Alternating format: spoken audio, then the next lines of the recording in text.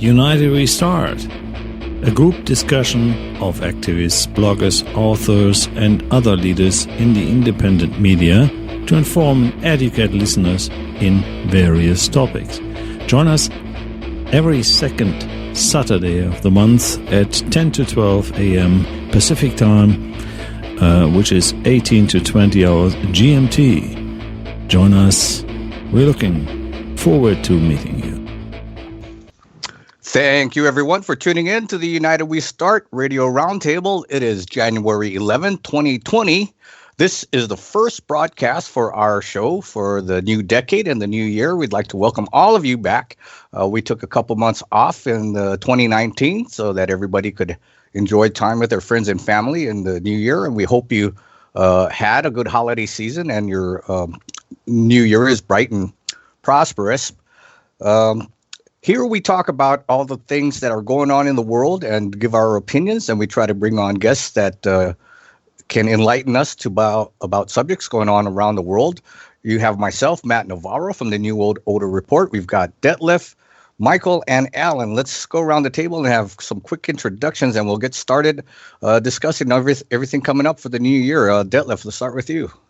Yeah, thank you very much, Matt, for the introduction. Yes, Happy New Year to everybody listening, and you can also participate in using the chat room on our website, UNITEDWESTART.org.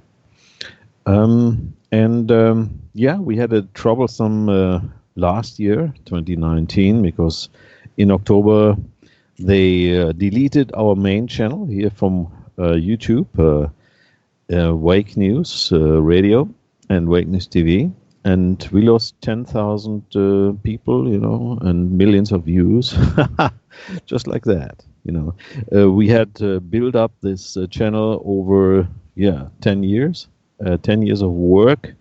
We are not commercial, so that's personal time and resource, which was lost overnight. Okay, but that's the challenge we are taking.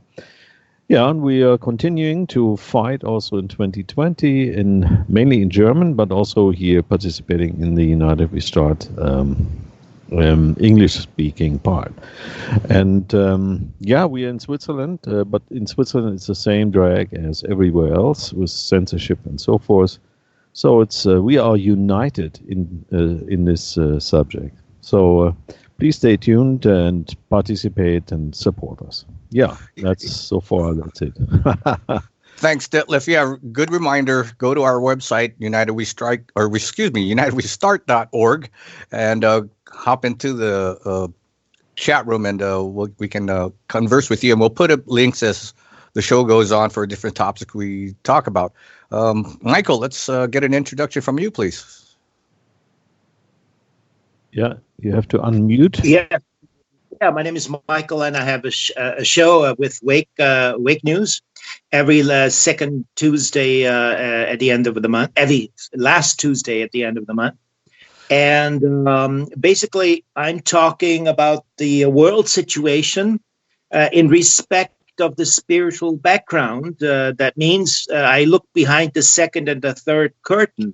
That means things that crystallize on this political scene, basically. I want to see the reasons behind the curtains and what's going on there. So I put my focus on the second and third curtains. The first curtain being the Secret Service, the second curtain being the secret societies, and the third curtain being the transcendental. And I try to give people a little bit a scope, what's going on and what we are as human beings, why we're here, what is the plot, and so on. So I try to do the best to introduce people to that kind of a sphere. Great. Thanks a lot for joining us, Michael. Alan, you've got a bit of a cold there, so if we hear you coughing, we know what's going on. But how about a quick introduction, please? I will indeed. Good evening, everybody. Yes, I do have a bit of a cold. I had the flu over Christmas, and this the remnants of the flu with this bit of a cough. So I apologise if I do cough. But since the last time we got together, there's been an awful lot going on. As people know, Open Your Mind Radio has taken a sabbatical, and I've been running Circle of White Light Radio since March last year. You can go over to circleofwhitelight.com, which is the website. And I've interviewed a number of people, and it's all about focusing on the positive as much as we can, and the energy's hitting the planet and the change is taking place. And there's a lot of things in a positive way focused on 2020, which I'm sure we're going to get into on the show tonight. But this is the first show of the year, and so I'm looking forward to getting into everything, throwing around the subject matter, staying open-minded, of course, because we never know what's coming down the road. So we can only go by what we know. And then, excuse me, should be fun. Cheers, Matt. Thanks a lot, Alan. And again, my name is Matt Navarro. I'm here in Oregon in the United States. It's morning for me while my partners here are in Europe. What time is it over there in Europe? Well, it's 6 p.m. in Ireland, and it's 7 p.m. here over in Switzerland. Yeah. Wow. And it's 10 in the morning. So this is a very international show. Yeah, my website is nwodor.com, nwodor.com. Click on that. Go to the podcast archive page. There's a lot of great interviews with a lot of good researchers, doctors. You'll find out a lot about the New World Order and a lot of information on how to stay healthy. Right on the front page, there's a whole there's an interview I did on nano silver. Good stuff to take in this time when flu season. So hop on to nwodor.com and it's a great library of information for you. Okay, let's get started for 2020. I think the big news, I think we'll start with the big news today because it's a fresh in everyone's mind. And I want to get it, wanted to get your all's take on this whole situation with Iran and the United States currently. I've got my own opinions, but I want to hear your opinions on what happened, what's taking place, and maybe where it's going. And anybody can jump in. Who wants to go first? Okay, I'll jump in, and I will just give you the intel that I've been given. And again, keep an open mind, because we only know what we know. If we're not involved directly with the situation, we only go by what we're being told. But this is what I've been told. The Iran situation is going to fade away. It's basically the issue of the guy being taken out. I forget his name. Soleimani, yeah. Well, the guy who's now taken over his position is now going to be more working with the good guys instead of the bad guys. And the whole Iran thing, all the portal people, or what you call the newscasters, hyping it up to say World War III, and there's loads of issues there. It's not going to happen. The whole idea of them rocket launches from Iran into Baghdad, I think, that was rehearsed. That was all pre-planned. That's why nobody got killed. It was all pre-planned. America was warned that was going to happen, because there were certain things that had to take place, because Soleimani had to be taken out because he was planning other things. So they took him out. It was all part of the game. And so basically, Iran and the Iran situation is going to calm down and just disappear. Now, the whole idea of the plane being shot down, obviously it happened. Well, what we've been told and what we've seen that happened, and the Iran has turned around and said that was a mistake, it shouldn't have happened, and the Ukraine are saying, well, what are you going to do about it? Obviously, if that did happen, because these days with CGI and everything else, you just don't know. But if it did happen and then people did get killed, then obviously that's a different issue. But if we're just focusing on the Iran issue, where Trump went in and killed that guy, and then obviously they counterattacked with conventional rockets, that was a staged event. That's why nobody got killed. And this is what we're being told. and that will just die down, and it'll just fade into the background. I think Iran. I think the president of Iran is actually working with Trump. The issue was that the Soleimani was getting too powerful and too much control, and they had to take him out. And what I think somebody said what happened was that they arranged for Soleimani to actually go to a peace meeting, and that's why the Americans knew where he was going to be to take him out, because they arranged for the meeting and they knew that he'd be sent to that meeting. So that's how they knew where he was going to be. So now he's taken out, and the guy is taken out from him. And by the way, if you look at Soleimani, if you look at the photos of him and you see his hands, you'll see a ring in his finger, a red ruby ring, right? That means that he was part of the dragon family. And that's why he was involved with the cabal, and not in a nice way. So he's now been taken out, and the guy taken over is obviously on the good side. This is the information that we've been given about that anyway. So it's all open to comment. Detlef. Yeah, well, I have a different point of view. This may all be right, but Soleimani was somebody who took out ISIS in Iraq. That's what has been told, and ISIS is part of the CIA. So he maybe have gotten too dangerous for, taking out too many of their fighters, because they need ISIS, because they want to destabilize and control the region, not only by military and paid people, but also with terror troops. So that could be.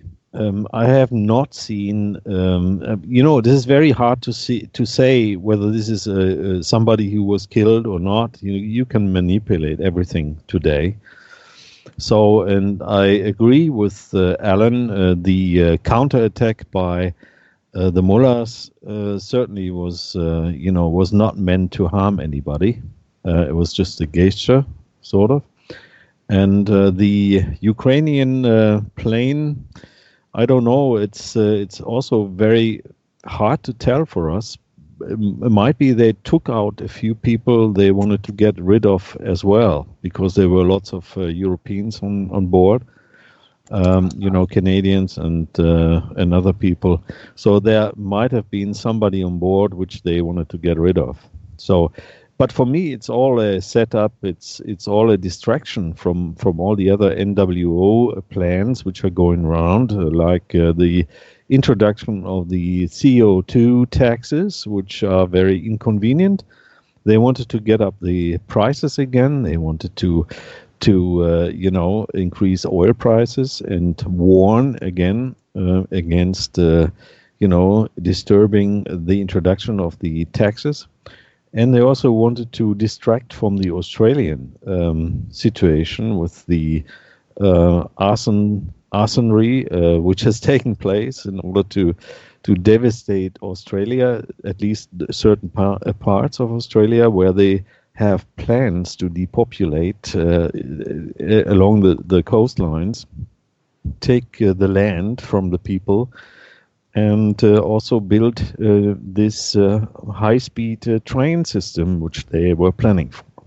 So that's, for me, it is a distraction, but it most probably was also a what would you say, a religious sort of thing, to do this attack, like they do or did all the false flag attacks in recent times. So that's quickly said what my opinion is. So yeah, I kind of agree with you a bit on that, but let's get Michael's take on the current situation with Iran and the United States. Well, I mean, I heard the U.S. military say that there's no damage, but they can tell us anything they want. Even if people if people got killed, they could still tell us nobody got hurt. So I don't trust any kind of news and any kind of information that comes from these kind of sources, because It's all made up. It's all part of the game. So basically, I have to speculate, and knowing a little bit about what I mentioned before about the three curtains, it could very well easily be that behind the second curtain, they had sort of a disagreement. And the killing of Soleimani was just the result of the disagreement they had. And I can only speculate what the reasons could have been. It might have been some discussion about the oil in Iran, about certain things there. So I'm not sure. Basically, I don't trust a word they say. So we're completely left in the dark. And I would think that we shouldn't take this one-to-one situation as they put it, because there's a lot of hidden spheres behind, and we have to sort of guess what's going on in the background. Yeah, you're right. We shouldn't trust the corporate-controlled media. Take what they say with a grain of salt. And there's only one person on American TV that seems to be level-headed, and that's Tucker Carlson on Fox News. But this is my take, okay? I think, Alan, you're right. This current situation will blow over for whatever reason. But I think it was a false flag. Israel and the United States need to get rid of Iran and their leadership because they don't play ball the way we want them to. Israel doesn't like the competition for power in that region of the world. So Israel's been aching for a fight with Iran and using America as their army to get rid of Iran, on their behalf, which is not nice because if Israel wants to go invade Iran, have at it, folks. Be my guest. But so I think knowing that the intelligence agencies have been spoiling for a fight with Iran all this time, and you got people like war hawks like Mike Pompeo, Secretary of State, and you had John Bolton in there, and John Bolton, he's always trying to start a war with somebody, Venezuela, North Korea, and Iran for sure. All that influences, I think they may have fed Trump some false intelligence, like they did with Bush, with weapons of mass destruction that never existed in Iraq, right? I mean, they lie. We know they lie. The intelligence agencies lie. They may have given some false information. I've never heard of this Soleimani before last week, actually. But okay, let's say they give Trump some false information and said, hey, he's a bad guy. He's planning, to do bad things. We've got a 2-minute window. Let's take him out. And knowing that would be very provocational to Iran, they're hoping that would be the trigger to start a new war with Iran. And then so Iran has to retaliate, save face. Now, this is the whole escalation part of it was that those missiles came from Iranian territory. And, okay, Michael, maybe we claim that no one got killed. I'm hoping that's the truth. And if that's the case, then it would have been a symbolic gesture on Iran's part to try to save face. The downing of that Ukrainian flight, well, that's very unfortunate. People had died there. Maybe there was somebody on the plane that they wanted to take out. More likely, though, it was just some trigger-happy nut job on the ground going, oh, look, we got a plane in there. Let's shoot it down. Must be Americans. And maybe that's what happened. But I don't think this is going away long-term until we have total war with Iran and we invade them, or we have some kind of war with them to overthrow the regime and put in a puppet like the Shah. In 1953, the United States, the CIA overthrew the government of Iran and put into this really brutal dictator, the Shah. And, he had like an East German Stasi type police. I forget what they called them but for, about 20 plus years there, he ruled very brutally over the Iranian people. And that's why they rebelled in 1979 and took those hostages from the embassy. So they want to get rid of that regime. So yeah, this current situation might blow over, but in the long term, I think we're still looking at Israel poking the United States, prodding the United States to go to war with Iran on their behalf. Yeah, I'd like to just comment on that. I am actually not watching the mainstream media and what they're saying. I know they lie. I don't waste my time with that. The information I'm getting is from people who have intel on the inside, and this is what they're telling me. As to, I agree with Matt that something we said before we went live is that there will be probably another 9/11, or because the thing is that you have two factions fighting at the moment. This is what we're being told. You have the Rothschilds on one, and you have the Black Sun cult on the other. And these are just two factions that we've won the war. We've won. There's no, we have won. The basic humanity is won. But these two factions are still fighting each other. And it's like anything, even with a trapped rat, they'll fight to the very end. So I think what will happen, as Matt said before we went live, is that we are, there will be still trouble. I think the banks could easily still come down, where the ATMs would close down. There could be isolated wars around the world using conventional weapons, and there may even a 9/11 for them to do the utmost, the last really shout to do something before they go down. It's not, I know we talk about countries, but it's not really about countries. It's about factions, because you could have one faction, but you could have people from that faction in different countries. Like some of the faction could be in Iran, could be in Israel, could be in America, and they are working together. So it's more about the factions than the actual countries themselves. That's the illusion. As for Iran, I can't really comment on. I didn't hear much about how, the plane. I think you're right on that as well. I think normally what they do is when they want to take people out, there probably could be even one person on that plane that they didn't want, and they would have taken out the plane just to get at that one person. That's what they do. We all know they're like psychopaths, and they do things like that. So that could be a possibility. But that's my. I think Iran will quieten down, but there will be other things going on. We know the banking system is trading insolvent, and some of the banking systems minus 600. And even in certain countries, I think I think it's Sweden or Norway, they're giving minus percentages or something with mortgages. It's getting like ridiculous because they don't have any more control of the system. And so you're seeing desperation. And I think over the next few months, you will see desperation from the factions and the things that they do. So don't be surprised. You might be right, Matt. I mean, there's a possibility that they will do something mad just as a last cry before they go down. But I reckon this year will be the final year where they'll be able to do anything, and it's just a cleanup job after that. Well, their false flags are falling flat on their face anymore with more rapidity.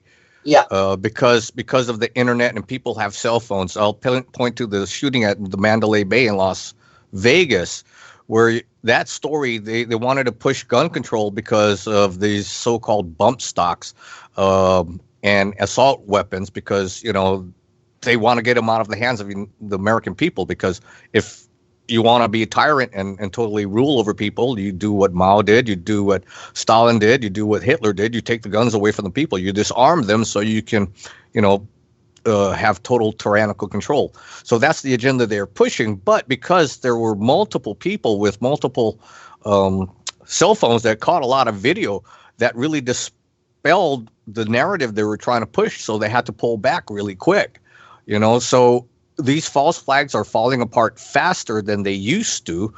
We don't have one thing. We don't have really good investigative reporting on false flags anymore. Alex Jones quit doing that sometime back around the San Bernardino shooting. What was that? Maybe 5 years ago. So we really don't have good sources like that. So maybe the sources that we personally have would be how I rely on getting some good information.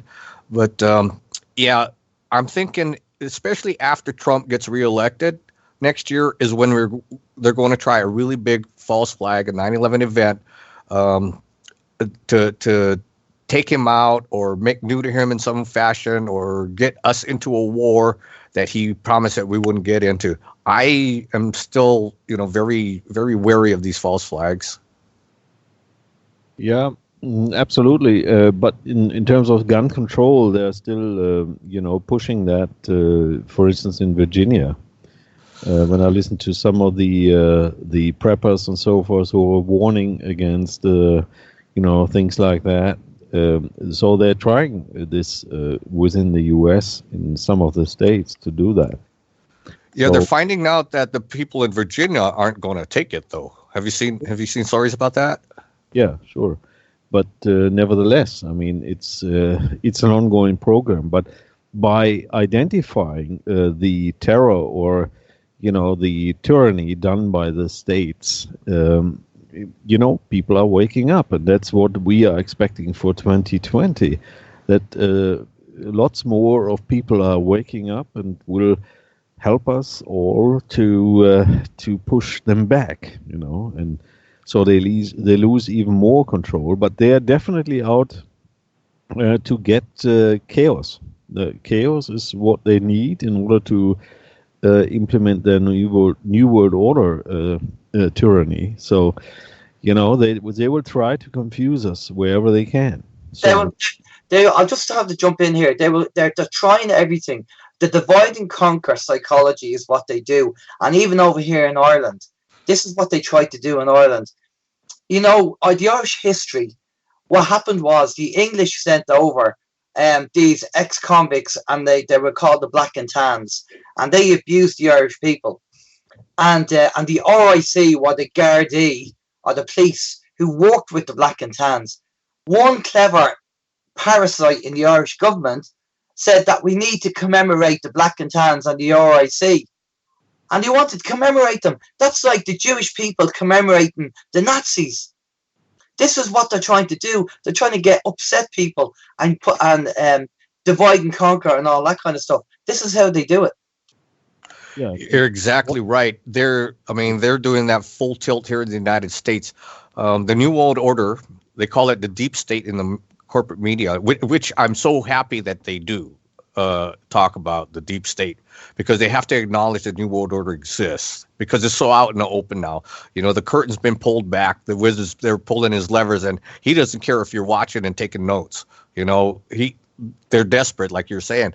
But here in the United States, their main card in keeping us, at each other's throat instead of looking at them is racism. Everything in America seems to be revolve around racism. You don't like people coming into the country illegally, you're a racist. You voted for Trump, you're a racist. Everything that people do in America seems to be racist. But we know that's not true. But people don't want to be called a racist, so they'll quietly cower in the corner and not offer their opinion. And that's how they do it in the United States. Or this LGBTQ push that is really obscene now. I mean, what they got? Drag queen story time for kindergartners? That's sick. That's really sick. And if you don't like that, then you're a transphobe. Or what about them trying to add pedophilia into that letter? So they're saying that minor, what did they call it? Minor something. There's a name for it. They're not saying pedophilia, but they're saying about something got to do with an attraction to minors. Well, some kind of Orwellian term that's not pedophilia. Yeah, I'll find out the name. Carry on. I'll find out the name. They have these names like Patriot Act, which was non-patriotic, really. These Orwellian name things. You're right, but they're trying to divide us and conquer us via our own fears, and they're trying to stop free speech. They're banning conservative voices on all these social media platforms. Detlef, you're a victim of that, and I'm hoping, like you, Detlef, that the people are waking up around the world because it's so in your face and so naked now they can't hide. Hopefully the brainwashing and the programming from the corporate controlled media and the social media doesn't work. I'm hoping you're right, and if that's the case, then you can expect them to have a lot more false flags and get more vicious, trying to control us and trying to put the genie back in the bottle. Yeah, well, that's the case, and once the people understand that the state or the government or governments as such are not your friend but your enemy, then everything is loose.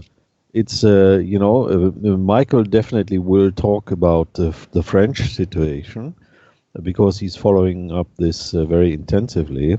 But if you look here at the police situation in Switzerland, there is a description in a legal dictionary that every police action against a human or person, as they call this, we know this person is synonymous with a fictional entity, but every police action is a war act against people.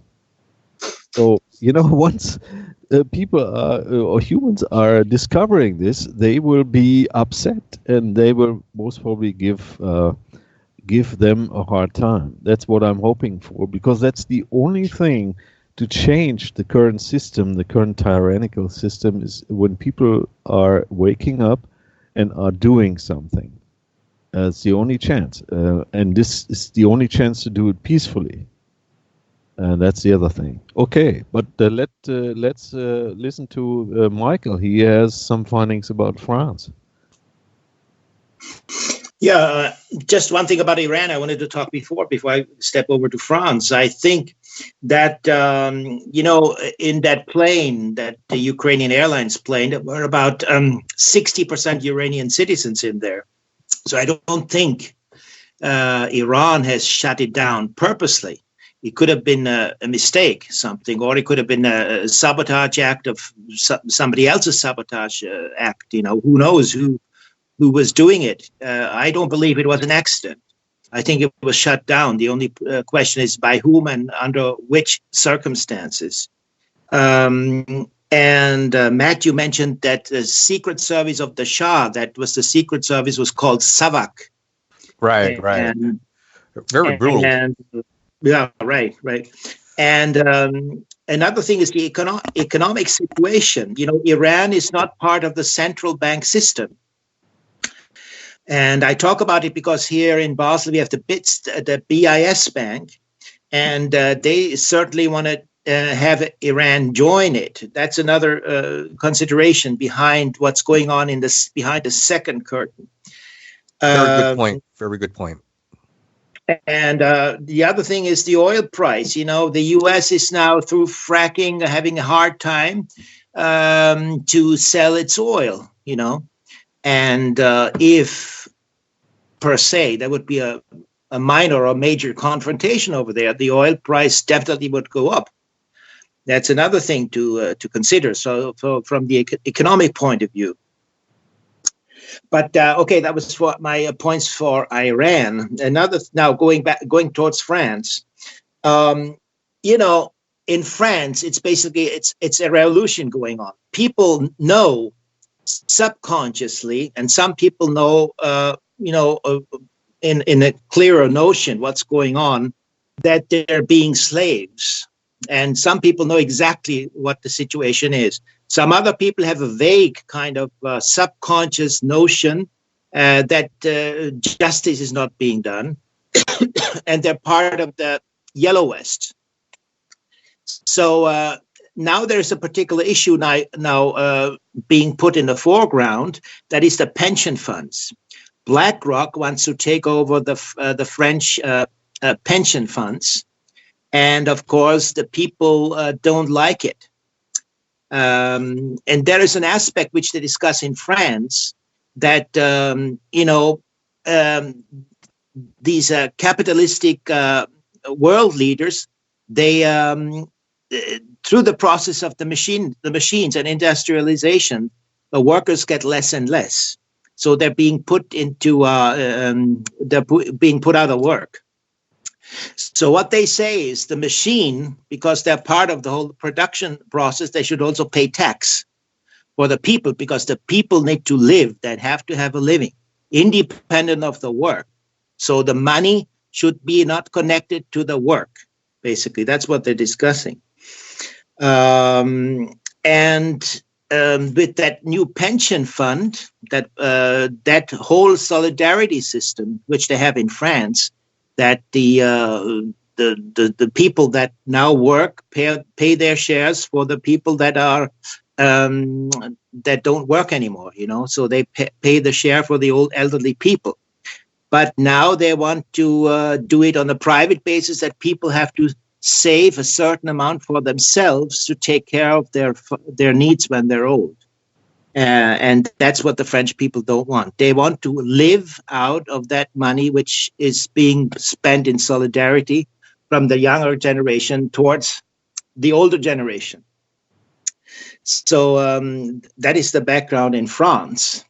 But I heard now, as of today and some days before, that the police is being so brutal, and the regime, Macron, they call it Macronie. That means craziness, basically, Macronie. They become so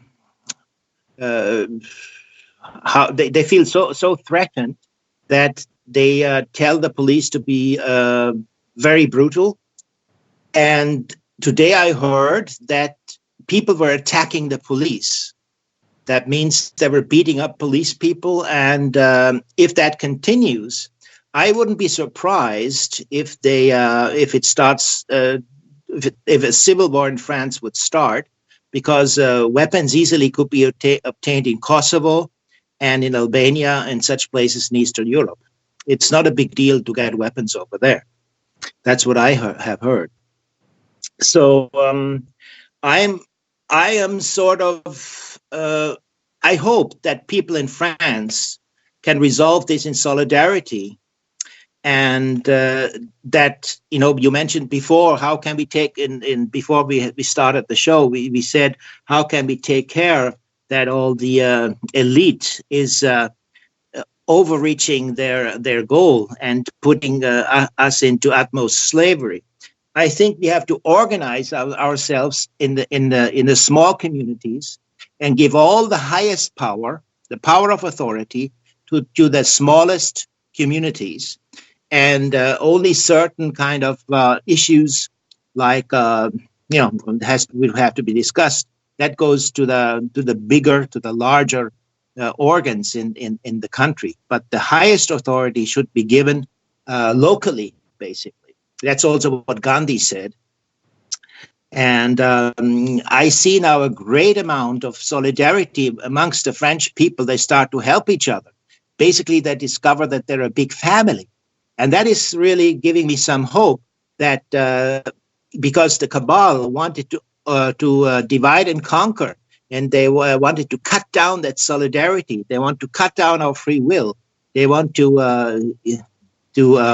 eradicate our human capacity to help each other, to use our free will. And now that in France, people are sharing food, helping each other with the work, helping each other in need, that gives me hope for the future in France. So I think in France is really a revolution going on, and the French are talented for that. So I have great hopes that through France, this whole swamp of this elitist will be eradicated. That is an impulse which I think France is will be helping. That's good news. I haven't followed what's going on in France for since the Yellow Vest thing started. So you're thinking it's going to be a possible civil war there? Yeah, I mean, what I saw, people are getting so angry. They see that they're your enemies. The government is your enemy. in olden times, a policeman was somebody that was taking care that that nobody got hurt, that everything has its law and order. But now these people are like goons. They're like gang members. And they're getting very much angry at this.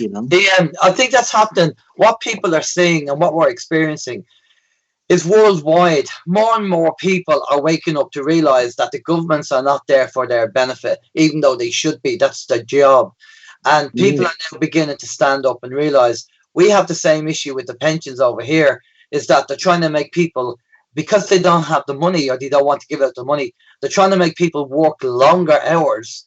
You retire at 70 instead of 65 or whatever. And so by the time you get to 70, you're probably going to be dead, and then you won't get a mortgage. And they kind of keep the money. So this is kind of the plan of attack. And this is what you're seeing on the TV adverts over here in the UK and Ireland. You'll see, have you gotten an afterlife or insurance assurance policy for when you die so you can bury yourself? This is what this is at 50. Are you over 50? We shouldn't be looking at that until we're about 60 or 70. So what are they telling us? Now, I did put up, somebody sent me over a plan of a population map for Ireland, and I'm sure other countries will be in it as well, but I'm only speaking about Ireland. But they're saying here that the forecast, they're saying there's 5 million people in Ireland at the moment, right? That's the population. And they're saying by 2025, the population density will be down to 1.3 million. Now, so how did it go from 5 million to 1.3 million in 5 years? What the hell is going on there? And where did he get this prediction? It's on a website called deagle.com, DEAGEL.com. So you can probably look up your own country and see what your own country is. But you have your current population and your currency and everything else and the year. This was 2017 when they did this. And they're saying that in the forecast for 2025, the population is going to be 1.3 million. Yeah, so that's Alan, that is part of the Agenda 2030 in 20. Exactly. That's what I was just pulling up on my. Of course, if they get away with it. But see, you have to remember the likes of the Albert Pike prediction of 3 world wars, and the next world war will be Muslims and Christians. That's all that is a prediction. It doesn't mean it's going to happen. And what's happening is changes are taking place. So they're not going to get what they were hoping to get, because that's all changed now. People are beginning to wake up and realize, I'm seeing it here. People who you didn't think would ever wake up to what's going on are now beginning to ask questions. And I know we joke about it and we say, if you're not sure what's going on, or if you get scared, make your way to the local conspiracy theorist. Basically, that's what's happening. People are coming up and saying, about this, what's going on? Because it's beginning to happen. But I just want to divert for a minute there. The LGBTQ, whatever, the pedophiles are trying to attach themselves to that, and they're calling themselves minor attracted persons, MAPs. So they're minor attracted. This is what the pedophiles, they're trying to normalize pedophilia. So, if you ever hear MAP, it stands for a minor attracted person. But so there you go. So but a lot of people worldwide are waking up, and I think the seesaw has lifted up. But we have to get more people to wake up. We really, really do. Over here in Ireland, we have a lot of I'm okay Jacks, or as long as it doesn't happen to me, I'm okay. But it will do. It's going to affect everybody if they don't stand up and do something about it. And we all need to do it. I was thinking we should get Michael Shaw on for next month. I'll try to get a hold of him. He was an expert on Agenda 20. Was it 2021 or 21? Yes. Up to now, it's 21, and then it's 2030 and 2050. Right, Agenda 21, and then it was now it's Agenda 2030.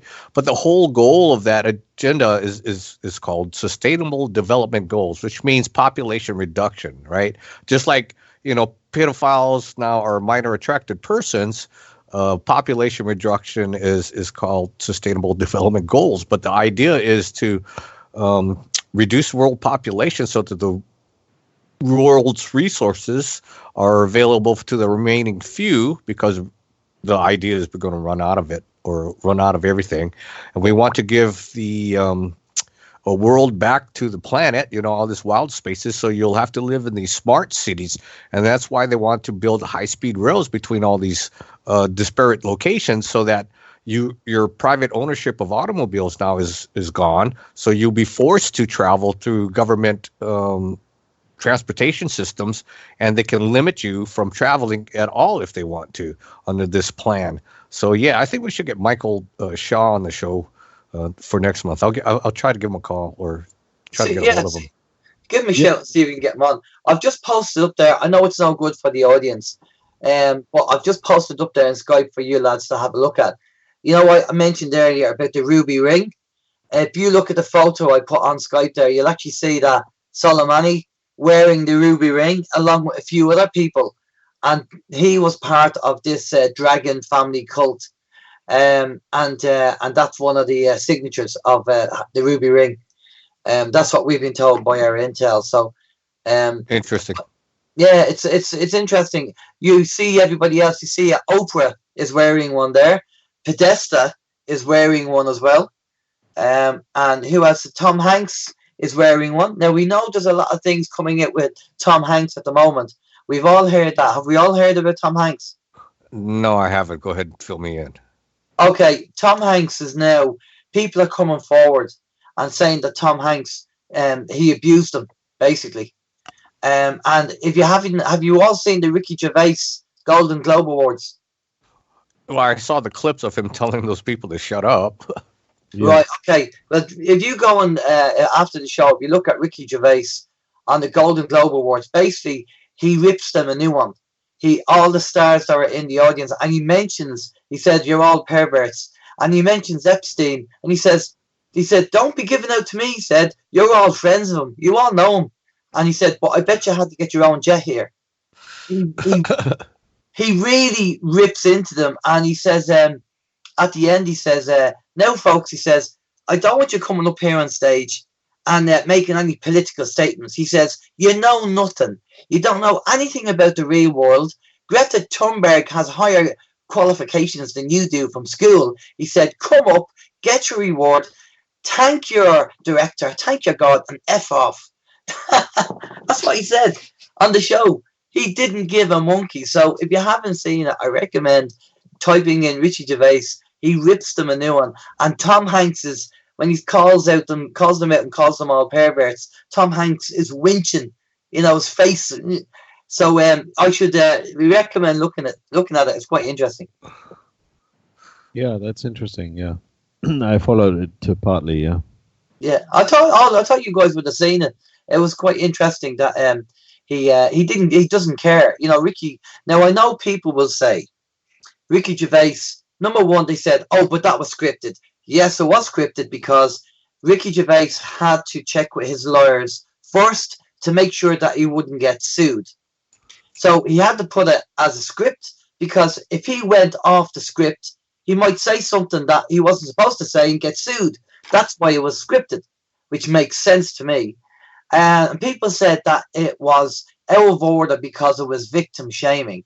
Well, I'm not too sure what they mean about that, victim shaming, because in PR and marketing, anyone that exposes people abusing kids and being cabal and everything else, surely that's a good thing. Now, I'm sure if somebody had been a victim of one of these people and they actually heard Ricky Gervais exposing them, I'm sure they'd be quite happy him doing it, unless I'm barking up the wrong tree. But this is just my take on it. So I'm open to having a discussion what they mean by victim shaming. But, when I seen it, I thought, fair play to you, Ricky, for saying it. Anything that exposes any secret society throughout history that has been exposed has not lasted. So if things are being exposed, then happy days, because that's how people wake up to things, by exposure. Yeah, but he must have been protected to a certain point, because they would have ripped him off the mic. They would have, turned down the mic if he had really done something which was not really intentionally wanted by someone. Well, the thing, see, the trouble with the likes of the Oscars and the Golden Globes beforehand is that Ricky Gervais is a wealthy person. He's done his own Hollywood movies, and he has money, and he's well known, right? Now, the foreign Hollywood press, who apparently hire him to do this, and this is the 5th time they've hired him to do it. Now, there must be somebody there who likes him, or somebody there who wants, because a lot of these Hollywood stars are all prima donnas, and they want everybody to blow smoke up their arse. The fact that Ricky Gervais does the opposite, like kind of, how dare this man do this? But they just have to smile and grin, because they're not the ones who pick who talks or who hosts the show. The Hollywood foreign press do. So somebody on the inside must have enough power to say, I want Ricky Gervais back on, because these people think they're the be-all and end-all, and Ricky actually tears them a new one. So maybe they like the idea that Ricky doesn't take any crap and gives it back to them. I don't know. I think it's about money, and money is about ratings. And you look at the Oscars and the Emmys, where these stars get up and they, spew all this hate Trump garbage. They don't have audiences anymore, so they can't sell advertising, so they can't make money. So I'm thinking the Golden Globe says, hey, let's, keep our profitability here and not have these stars make political speeches, and then maybe people will watch. Well, you're actually spot on there, Matt, and I'll tell you why you're spot on. Because I've worked in media advertising, right? And you're right. If they got some pleb to stand up and do the awards, the Golden Globes would have came and went, and nobody would have said anything. But the amount of publicity Ricky Gervais has got, you can't buy that. It went viral and it went global. And the Golden Globe people are smiling from one cheek to the other. So you're spot on. The Ricky Gervais has put the Golden Globes back on the map. For controversial, it's controversial, but he's done it. And the Golden Globe people, they couldn't even pay to get that much advertising. And they did it because they had Ricky on the show. And so you're spot on. You're right. That's probably why they did it. Yeah, like Ozzy Osbourne used to say, bad publicity is still publicity. Oh, yeah, big time. Sure. Yeah, that's why some of the Matrix press, as I call it, at least here in the German-speaking area, is releasing truth articles as well, at least partly truth. So it's not. They want to regain some attention, because they're losing like hell. They're losing readers like you wouldn't believe. So they have the order to regain population who are taking notice of them, and buying the stuff again. They're losing advertising money as well. So okay. Well, I think we all agree. The media. I did see an article, and I think I read it out on Circle White Light. The mainstream media know they're losing out because the next generation are all YouTubers, Facebook, Instagram. They're not bothering watching BBC and RTE and CNN and CBS and all these. They're not watching it anymore. So they're losing the audience big time because the younger generations don't waste the time with it anymore. And they're watching all the alternative stuff. And I think they're crapping themselves because of that. Because obviously they're going to lose revenue. I know over here in Ireland, we have our main national radio and TV, RTE, and they're losing money hand over fist because they're trying to get a bailout from the government, 10 million, and they're trying to get the big stars to drop their salaries because nobody's tuning in. It's rubbish TV. RTE over here in Ireland is rubbish. Nobody wants it, and we are paying a license fee for this rubbish. And they're a semi-state body, which means they advertise and they're getting money from that. Plus, they're getting the license fee, and it's half owned by the government and half private. And they still can't make it work because nobody wants to watch it. So it's going down the drain big time. And I'm sure the other countries are the same. Absolutely. Now, just a hint, we will be having a break on top of the hour. So we have a few minutes left here to wrap up the first hour, maybe. Should we? Well, I'll tell you what we do. On the second hour, we'll start focusing on what we think might be happening in the new year. I have a few guests on Circle of White Light who give their opinion on what they feel might be happening, and it's a varied opinion, but we'll see. We'll talk about that. And so unless there's any, Michael or Matt, if you want to round up at the top of the hour, if there's anything you want to jump in and say. Well, I was thinking for the next hour too, I wanted to get your all's opinions on the situation in Europe. We don't get to follow a lot of news here in the United States. So, we had that election in Britain where they overwhelmingly voted for the not the Labour Party, is the Conservative Party anyway. And so Brexit is back on track. So I wanted to get your guys' opinion on that.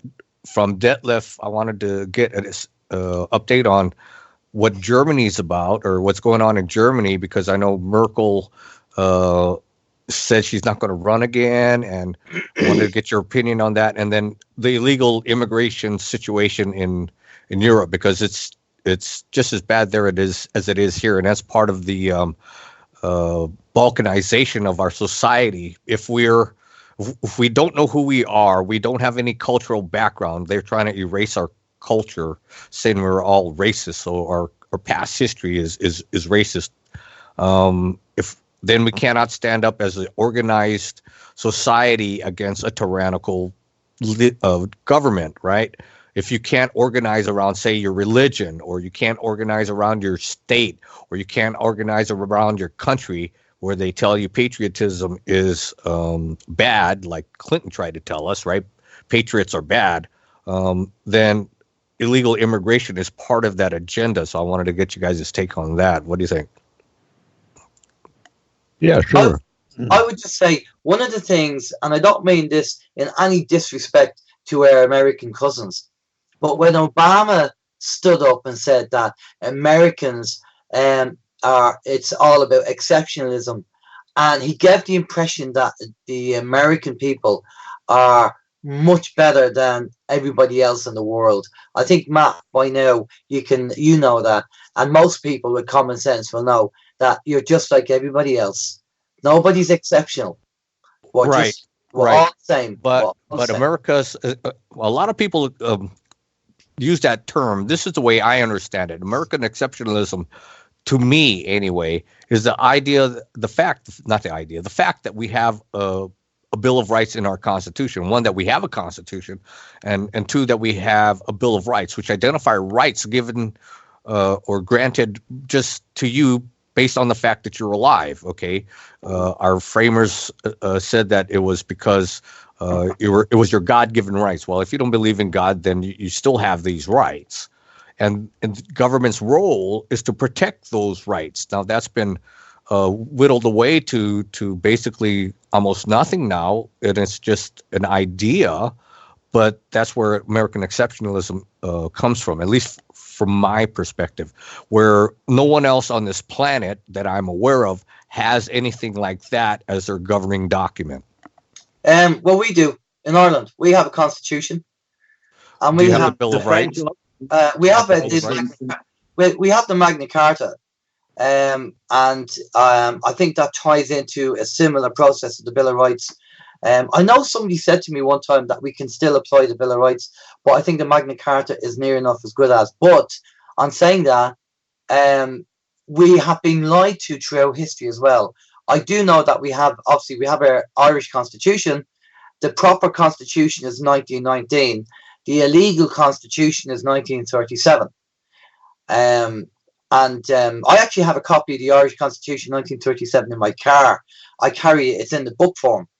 But the problem is that there's been a lot of issues with the Irish Constitution over here. We also have an Independence Day. I know everybody knows America, Independence Day is July 4th, but Ireland also has an Independence Day, which is the 21st of January. That's Ireland's Independence Day. Independence from who? Independence from the British colonies. That's when we became a republic in 1919. January 21st, 1919 was when we were declared a republic, and that was our Independence Day. Well, that's good. So does, out of curiosity, we've only got a few seconds, does the Irish Constitution protect your right to keep and bear arms? No, that's... Does it protect your right to free speech? Free speech, yes, it does. Does it protect your right to improper search and seizure of your property? Protect your personal rights? Yes, it does do all that, but they ignore it over here, and they just... Okay, without the Second Amendment, or in our case, the Second Amendment, you can't apply teeth to the others, and that's why Americans' Constitution is different. All right, it's time for a break, folks. We're going to take a musical break. Go fill up your coffee or tea, whatever you want to do, and we'll be back, and we'll talk about some things that we just discussed coming in the next hour. Yeah. Okay, we're listening to Max Egan, Social Statements. So, see you soon. United we start.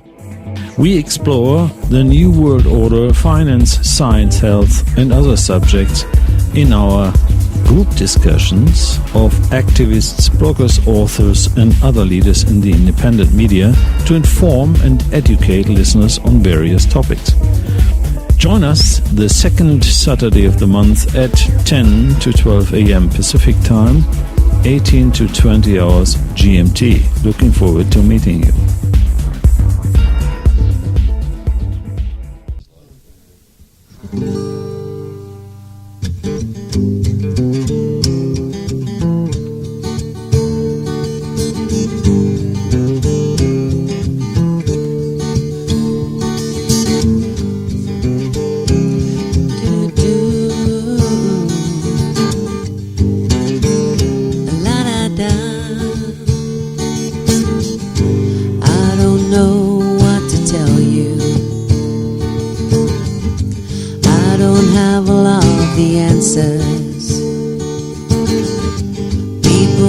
To buy and sell you,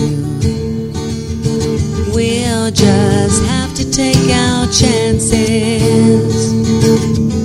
Social statements don't mean much. Personal innuendos, people use them as a crutch, 'cause they can see which way the wind blows. We should be living without a care, just need a place to call our home, and sit there breathing in this morning air, learn the lessons we've been shown. Social statements don't mean much, just personal innuendos. Most people use them as a crutch, 'cause they can't see which way the wind blows. I see my father, see my son, I see myself in their reflections. I see their faces in everyone, and still I don't make the connection. And so we look but only see so far. I don't know what to tell you, 'cause I don't know what all the answers are. I only hope you listen when I tell you that social statements don't mean much, just personal innuendo. Most people use them as a crutch, 'cause they can see which way the wind blows. Social statements, they don't mean much, just personal innuendo. Most people use them as a crutch, 'cause they can see which way the wind blows.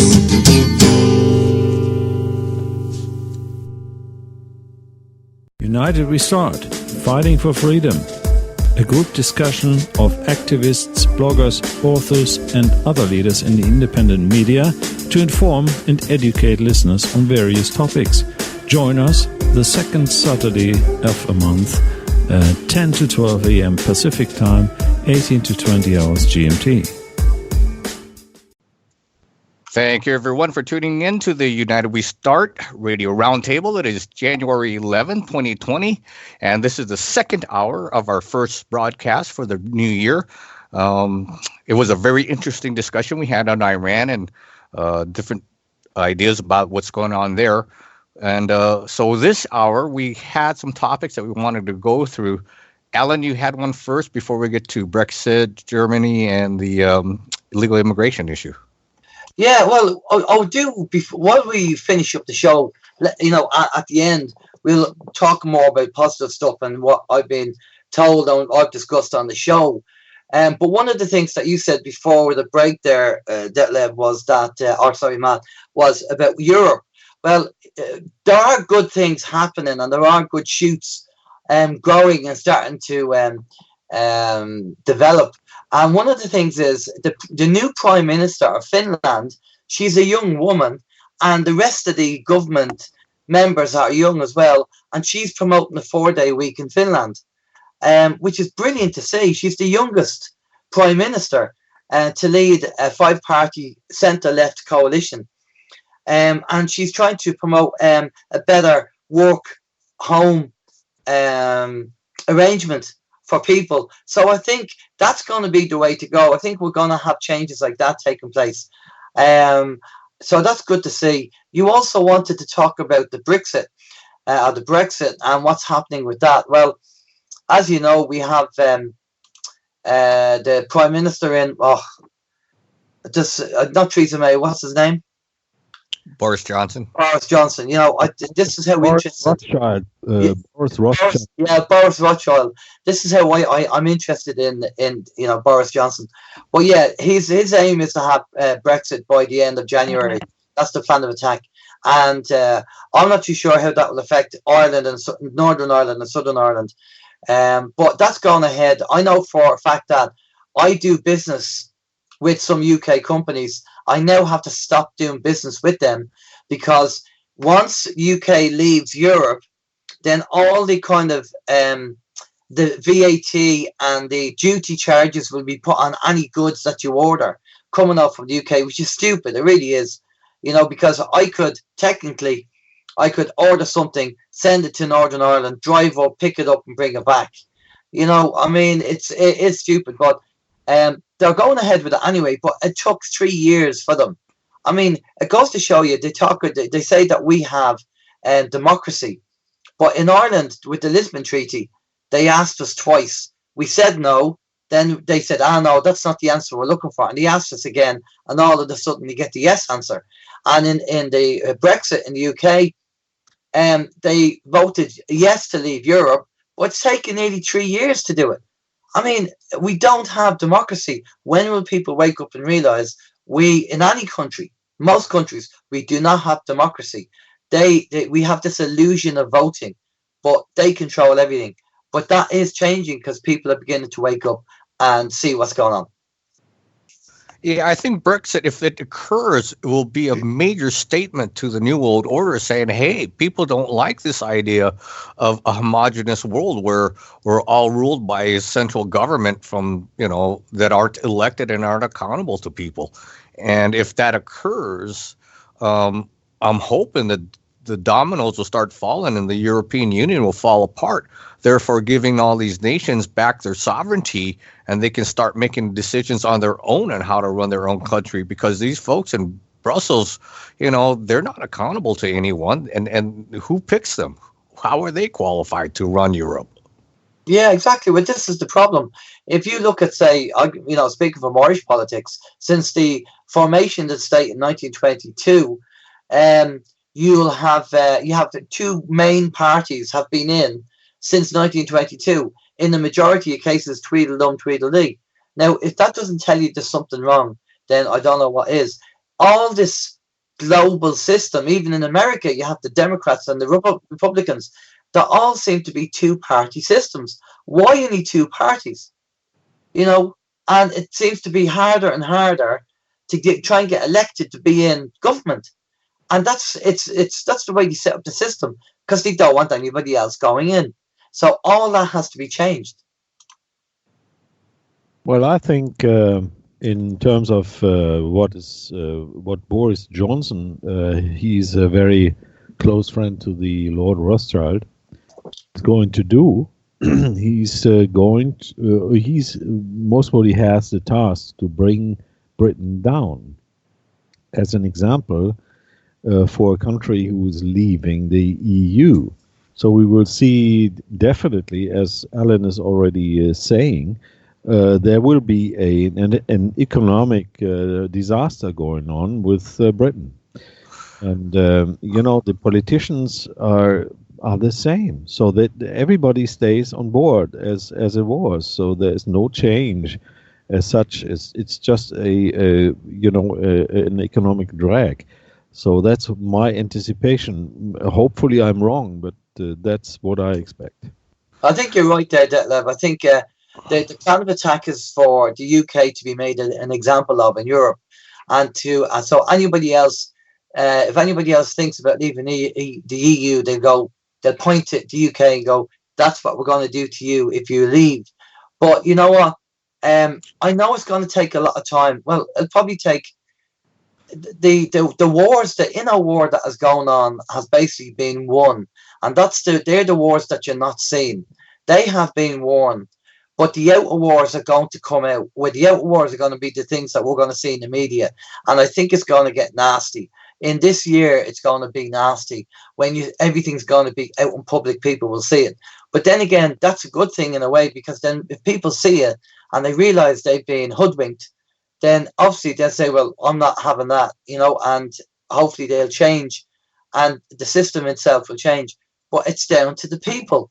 The people can make a difference. We can make a difference tomorrow if everybody had the energy to make the difference. That's the thing. So, everybody has to make the effort. Sure. That's why we've been on the air for this is going on year 10 or year 11? Oh, it's on. Year 11. We started United We Strike back in 2009, so this would be year 11. Right. I've been on the internet as an activist for the last 26 years now, yeah. And we've been, and who hasn't heard the term "death to the New World Order" or "death to the New World Order"? I mean, millions of people around the world don't know that phrase now, and I was the one who originated that way back in the early 90s. So we're making a difference. People are waking up, and hopefully it's enough people wake up and see the cabal, as you like to call it, Alan. I like to call it the New World Order, but they call it now the deep state because it's so out in the open and in your face that they start making more conscious decisions of how they vote in order to get the right people in, and the manifestation of that is Trump. He was not the anointed one. Hillary was, and that's why all the polls and all the press coverage was so focused on her winning and her next, reign as Queen of the United States. But when the voters said, we're electing Trump, that was an indication that the New World Order is losing grip and losing power. Now, using economic warfare to bring a country down, that's a possibility. That's where the Rothschilds come in. But because the Queen of England and their family is so rich there and so powerful, I mean, they're not just figureheads, folks. Boris Johnson has to crawl to the Queen on his knees saying, hey, can I have a government? Can you let me rule? The Queen still rules Canada. Most people don't know that. She still rules Australia and New Zealand. People don't know that. But she's so powerful, I don't know if we'll see an economic collapse in the UK, because if I was the Queen, I would say, no, you can't do that here. I don't care if it's the Rothschilds. Right, but the Rothschilds have married into the Windsor family. So so that means it's not. They're not going to burn their own house. They're not going to take a crap on their own living room carpet. Well, we'll see. But at least, I mean, they are not suffering. It's the people who are suffering in the end. It's just an example. I'll just add the intel that I have regarding the Queen. Number one, she doesn't have the money everybody thinks she has. The same with the Rothschilds. That's all been taken away. Number two, the Queen apparently I don't believe is. that. Well, that's up to you. The Queen is actually helping, believe it or not, and also the Queen, her own family have tried to kill her and take her out. So I know people have a certain attitude towards the Queen, and I'm not saying she's squeaky clean in any way at all, but apparently she is helping out now, and some of her own family have tried to take her out.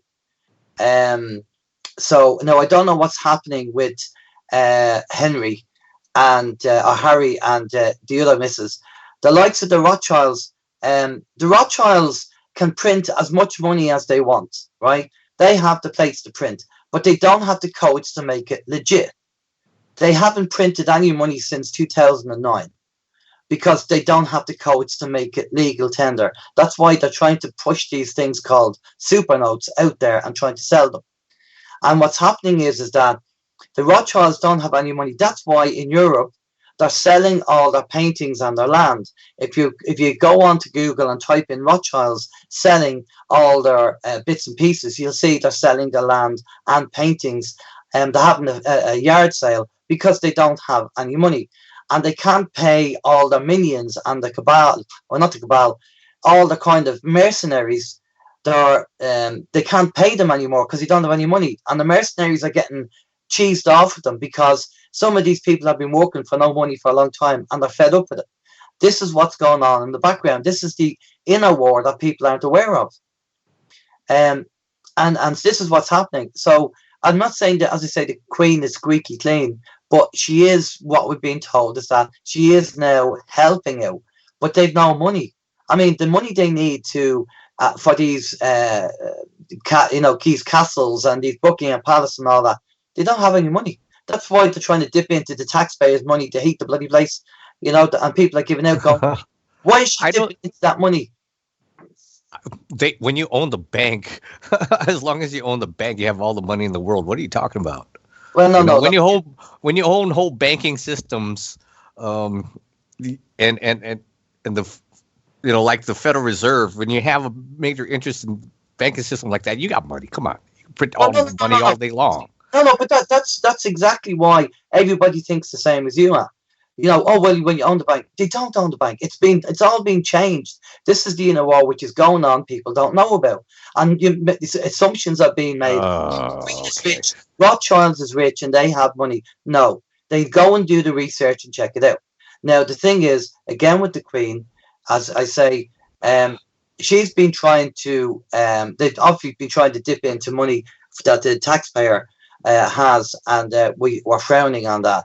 But again, look, I'm. This is the intel that I've been told. Right now, it could be right, could be wrong, but this is what I've been told. But I'm not going to make the assumption either that the Rothschilds have money and the Queen owns the bank. She is a sovereign. I will give her that. She's a sovereign, and she does have certain control and abilities, being a sovereign individual. But she doesn't own the bank, right? And these are the changes that are taking place that people are not seeing. But all this will come out eventually. It'll all come out eventually. So as I say, entertain the thought without accepting it. Aristotle. It always keeps things healthy. We'll just see what develops over the trend. I've not seen anything that what you're saying is substantiated in any fashion. I can go look. I'll go look again. But nothing what you're saying is making sense to me. But Matt, it's not on the internet. You won't find it. Don't Google it because you won't find it because it's not out there. That's what I'm saying. The intel I'm given is not out on the internet. So okay, so I rely on people I can speak to or websites that vet their information and things like that. Okay, hearsay, not so much. Okay, so if I want to talk about maybe we'll get Leo Zagami back on because he was one of the best resources that you turned me on to, and he's on the inside and he would know if what you're saying is true or not, right? So somebody like him. So what you're saying is that the people who talk to me are saying it's hearsay. Well, we have we have disagreements on who we find credible, and there's one guy that you like that I know is uncredible, and is a charlatan, and we don't have to get into that, but some of your sources I have questions on. Well, that's fine, but that's your opinion, and I have my opinion. Yeah, right. We can disagree. Sure. And until I see more concrete evidence besides hearsay without factual documentation or anything to back that up, it's all that is a lot of hot air. Well, I disagree with you. I have been sent information to prove what was being said is actually going on. And so unfortunately, I'm not going to be showing anybody else it because for security reasons, I'm not going to show it. But there's been documentation that's been sent to me to prove to me what's happening is happening. So let's stop arguing, in circles. So, I mean, you have your opinion or your information, Alan, and Matt has his information and his point of view, and we do have our points of view. I'm also a little skeptical whether this is true or not, but I'm not having your information. But nevertheless, why don't we proceed? Because, it doesn't make sense to discuss this always, mysteriously. So why don't we go on and discuss other things which we are expecting, which will be happening. Well, before we go there, Detlef, I wanted to get from you an update of what's going on in Germany, because we don't get a lot of reporting there and from there, and you're one of probably the best resources on the internet on what's going on in Germany. Well, if you wish, I can. I want to repeat that, the situation in Germany. Germany is not a sovereign state. It is a non-governmental organization at best. Was created in the Rothschild villa in the beginning of the creation of the NGO, and is under control of the banksters. And they have to do what the banksters want and not what the people want, because it's not a people's state, right? So that's the basic information. The second one is in Germany, which is not the German Republic, the former Germany, Reich, or, under the Kaiser, that was defeated in the First World War, but there's no peace treaty. There was something set up called Versailles Treaty, as you may remember, which was done in Paris or close to Paris, and which was basically, a contract which was against the German populace, right? Against the German people. They had to suffer, the loss of the First World War, which was also not initiated by the Germans, by the way. But that's an old story. I don't want to repeat that. But the outcome currently seems to be that the Allied forces, after the end of the Second World War, that not the Second Reich under Hitler also was not a sovereign state, was also a corporation. And Rothschild was, Hitler was a minion of the bankster families, and he had the task to bring down Germany to the real end, right? And after the Second World War, or part of the not yet ending First World War, there was only a peace done, militarily, but there's no peace treaty from the First World War. There's no peace treaty from the second part of the World War, right? So it's still the Versailles Treaty is still active, and it runs out here in January 2020. So Angela Merkel, who is a business manager of the NGO, she had to travel to Moscow yesterday, and she's there today, and had to report to Putin, who is one of the chaps who's controlling the German Reich, and we will see what will come out of this talk. And in Germany, the current Germany, the NGO, there's the full program of the Agenda 2030 going on. So that's their basic strategic outline, is to implement Agenda 2030 with eco-fascism. So they try to get rid of the cars, they try to get rid of petroleum, they are switching to electrified cars, which are easier to control by the NWO. And they are deindustrializing Germany as well. So lots of people are being set off work. You may have followed the switches in ownership of the car companies.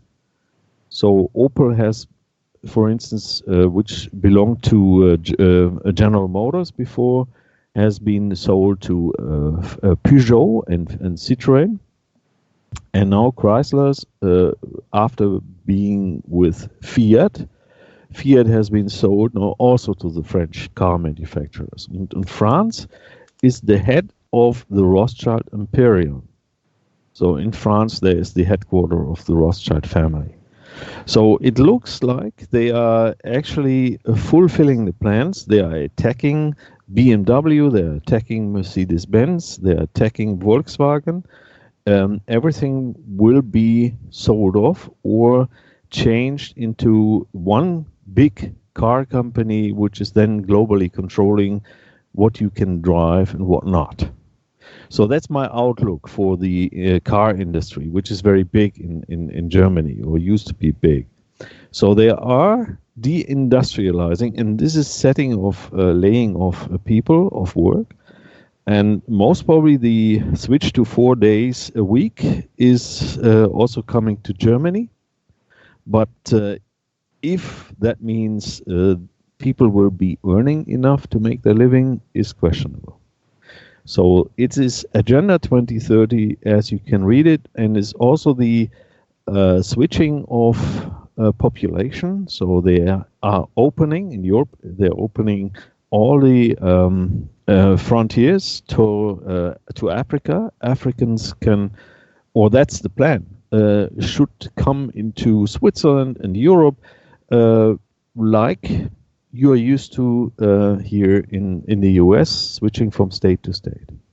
So if that happens, and there are obviously people who don't like this, who are initiating petitions and so forth and collecting voices against this.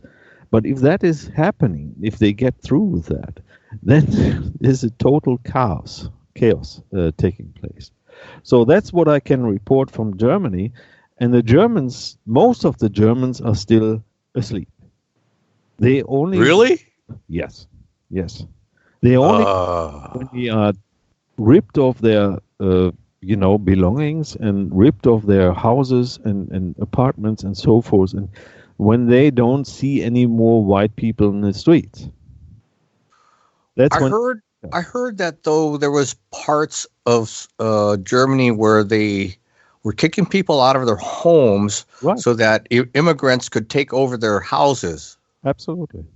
And the immigrants especially from Africa and so forth, they are immigrants. They are not refugees, because they are not there's no war. And there are more countries in between, so they could go to the next country, safe country. They are immigrants, and they are being, drawn to Europe, drawn to Germany, and they are getting lots of money here, amounts of money which they have never dreamt of ever having. So I wouldn't be surprised if George Soros is buying their plane ticket. Sure. And he's buying credit cards, or he's giving them credit cards. And, the credit is being invented like it's out of thin air. It's out of air.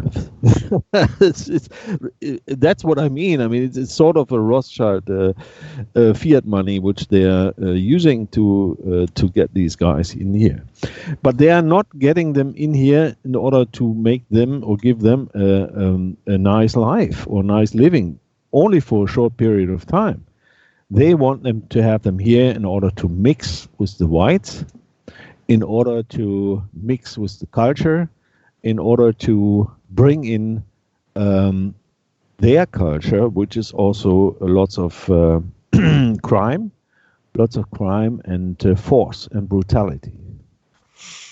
I believe that. I believe that because that's what they're trying to do here in the United States too. These illegal immigrants that they want to open the borders to and give free healthcare to and give educations to and welfare to. Those same folks coming here to the United States expect to be taken care of by the taxpayer and be above the law because of these sanctuary cities, and they don't assimilate. They don't want to assimilate. It's right. When they run the flagpole up at the immigration center in Colorado, they run the Mexican flag up there. They're not raising the American flag because they don't have any allegiance to America, so they're not assimilating. And that's the plan, so that you erase the culture, the indigenous culture that we have historically in the United States, so that you can't organize as a country against a common enemy. And I'm guessing that in Europe, as it is here in the United States, they're not trying to assimilate, and that's why I get TV commercials in Spanish now. This is America. We speak English, but now we're getting Spanish TV commercials in order to foster this idea that these immigrants can take over the culture, so that, like I said, we're balkanized and we can't organize against a common foe. Absolutely. And the other thing is, at least Mexicans, most of them at least, are Christians. But over here, all people from the Middle East or from Africa are usually Muslims. So they are bringing in their religion, which is stated by Muslims here in Germany and Europe. Once we have the numbers, we will have a change to Sharia. So then they are taking over the whole people. And if you don't switch and if you don't convert to Islam, then you're done. That's kind of manifesting itself in Sweden because they have those rape gangs, but they won't tell you on the news that it was an illegal immigrant that did that. They're being protected there as much as they are here in the United States. And I heard that there's areas of Sweden that even the cops don't go into because they're enclaves of these immigrants are setting up their own style of government, bringing their criminality with them. Absolutely. And the funny thing is that all politicians, which are supposedly working for Germany, and the police working for this German territory, is protecting these criminals. And, they are, withdrawing because these immigrants are under the protection of the owner of the land. And the owner of the land is Rothschilds and other families. So, they have to do what they tell them to do. So that's it's really catastrophically sad, it's very sad. But, people only wake up once they make their own experiences.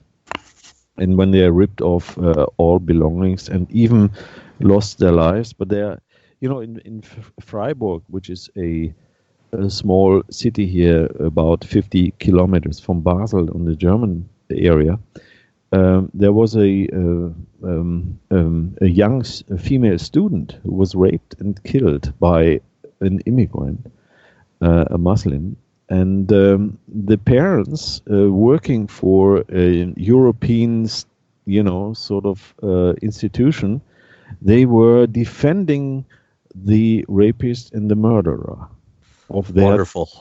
Can you imagine? Can you imagine? Wow, that your ideology would come before the life of your own child. That's crazy. So they're all mind controlled over here because they are. It's really sad.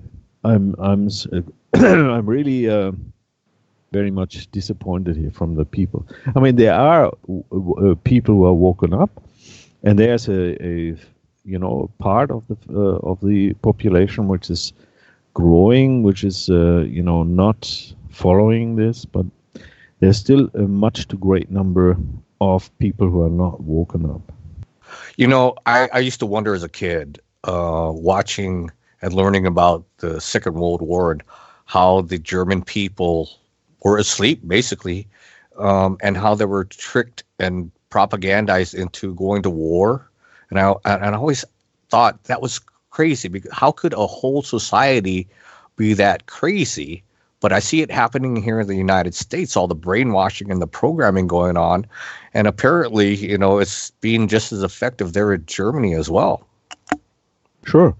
And, you could say, well, at the time, 100 years ago, there was no internet, there was no information platform which you could trust or could, inform yourself independently. Now this is all there. You have the opportunity to get yourself informed, but they don't do it. Are they like here in the United States? Focused on their cell phones, their smartphones. Here in the United States, man, nobody gets away from those things anymore. I mean, they're always staring at the dang thing everywhere I go. Yeah, and the TV is running. I looked at on the opposite of my flat here. I can see the windows of the people living in the next house, and in every window, the TV is running. All the time. I mean, you can see this only at night, but brainwashing going on. Yeah, but still, we are not giving up. We are fighting, and maybe Michael can add something from his point of view. Basically, I look around the world and I see that the people are waking up in different countries, like in France, Spain, Catalonia, Iraq, India, Hong Kong, Bolivia, Chile, Ecuador, and in Chile, that that neocon economic system that was a role model from the Chicago boys that's falling apart because people don't like that overexposed, that overrun capitalism that's going on there, that neocon capitalism that goes on in Chile. So people are revolting against it. And not only Chile, in Kazakhstan, in Honduras, Ecuador, Algeria, Lebanon, everywhere people are standing up against their governments and against the cabal elite. So I was thinking what could be done or, to have this role model that nowadays we have. Basically, we are living in an elbow society. So in a social Darwinistic society where competition is the major monster that runs the show. But that is a role model from hell. Because, like Rudolf Steiner says, that, of course, it requires a mature society, that work should be a free tribute to the community. You give whatever at best you can to the society, and the society, on their part, looks for your livelihood. So that is a spiritual role model, basically a role model made in heaven, so that you're provided your needs by the society. So it's the society's job to take care of you. But your job is to give at best what you're gifted and what you like to do. And if that competition would go and everybody would have fun in what they're doing and would be enthusiastic, then this world would prosper. It's a completely new model. And we were talking before of how, we can change the world for the better. That is a model. However, it requires a certain degree of maturity, Otherwise, it does not work. So we have to educate the people that this is a role model, and maybe we should start it in small circles, and these circles can continuously grow with the maturity of people's consciousness. So that would eradicate selfishness and egotism, which our society is based upon at the moment. Any ideas? Well, it's pretty good. Yeah, pretty good notion. Hopefully people can wake up. Yeah, that's what we all hope, and that's why we still are doing our job or profession, because if that doesn't happen, we will all suffer, and that's the motor to drive this work of us, I guess. Well, it's working. Trump's still in office. Hopefully he'll get reelected, and he's the real stick in their spokes for the New World Order cabal, and that's a good thing. And through all their machinations to destroy him, they're having to expose themselves, and maybe that wakes up more people. Yeah, but I'm still also cautious with Trump, because he certainly is different than all the other presidents you had. But he is rich, and he's also dependent on the banksters. So there, you never know how it works out. I mean, we had the fear in the beginning of the year that he would, initiate World War III in order to save or to prepare his re-election as a president. That would have been a way to do it. That's a legitimate fear, but, that proved inaccurate. So that's a good thing, right? Yeah, that's a good thing, fortunately, but it's not over yet. I mean, you never know what happens next. I mean, it can happen. Well, he knows if he gets us into a war, he'll probably lose the election at that point, because war's still not popular. Yeah. So, but we have to ask ourselves, how big is the grip of the cabal on him? That's a very, point we have to be alert. Right.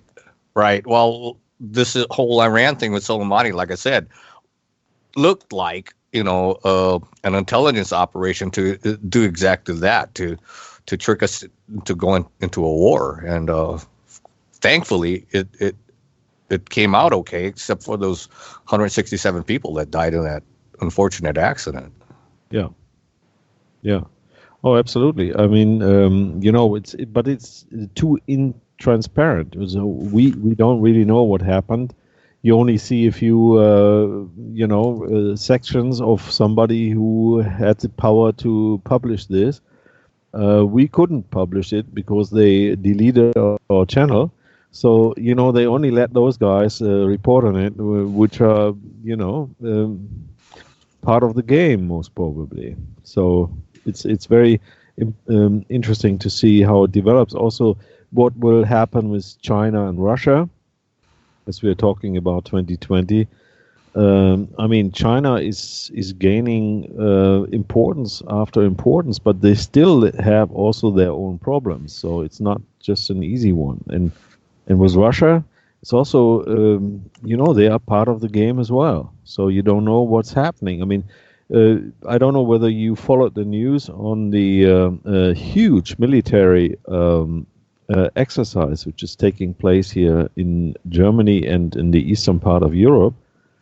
It's called Defender 2020, and it's the biggest military exercise ever done over the past 15 years or something. That's what I heard.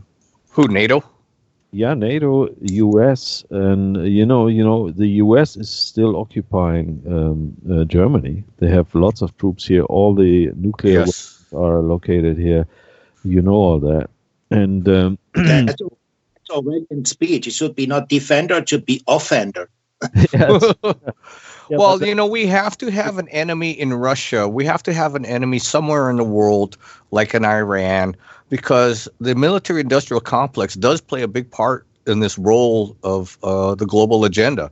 Make no mistake about it. You cannot sell planes, missiles, and bombs if you don't have war and you're not expending them.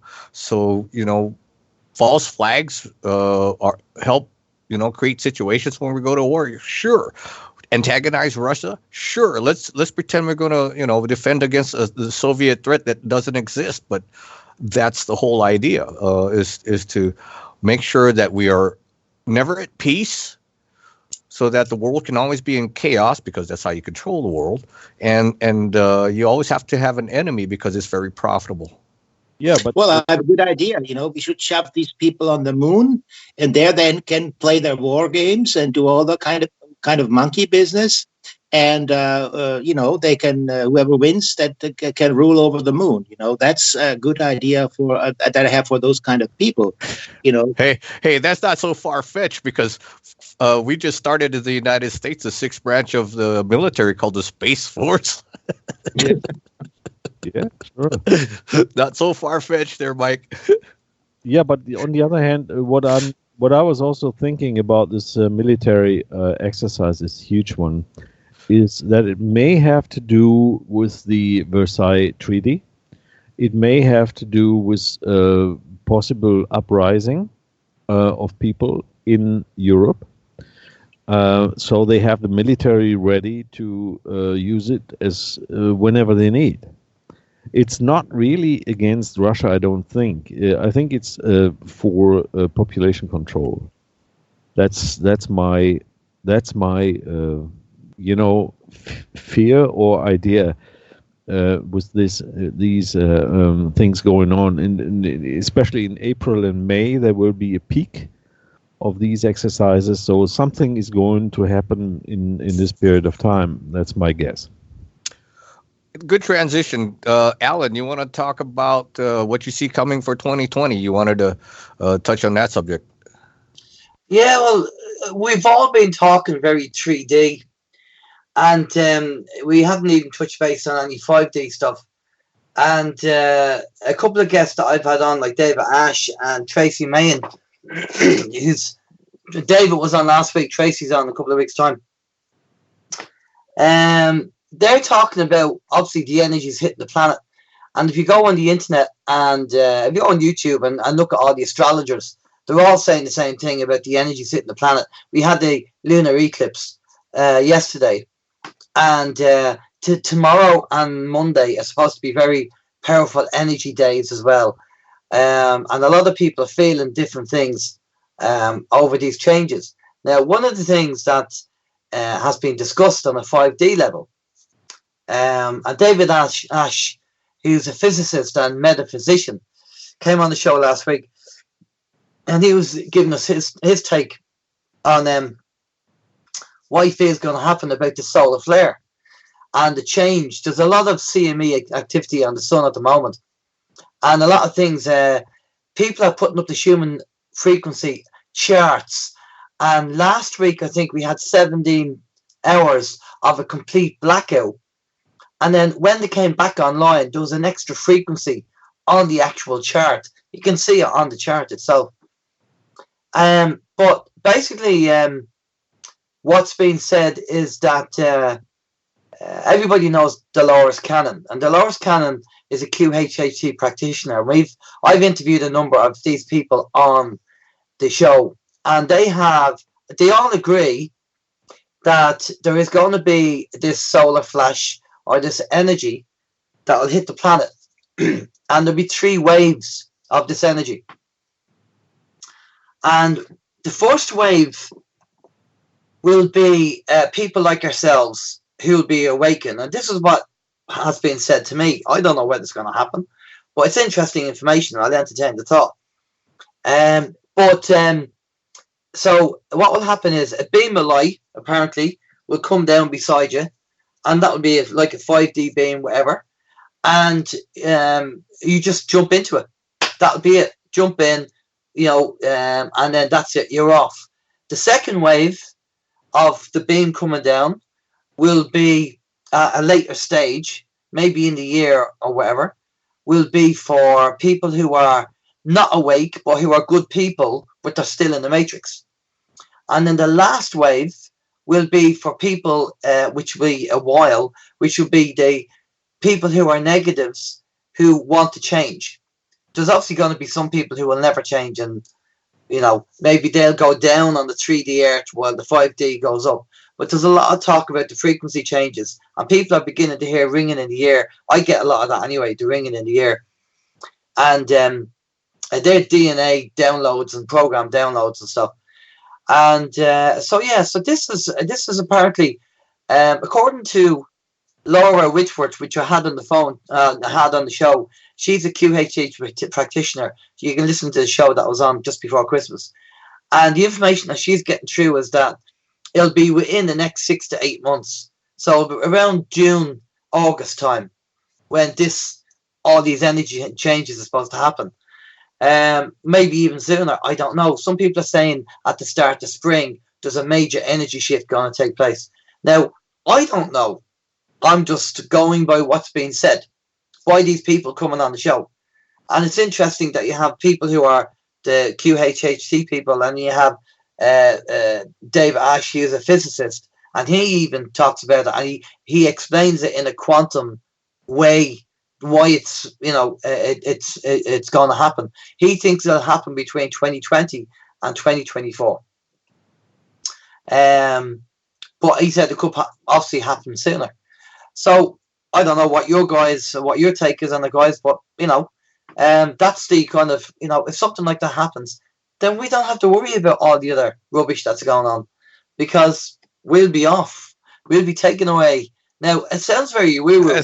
That's a little like the Christian belief of the rapture, where God takes you away. I mean, that sounds like a different version of it to me.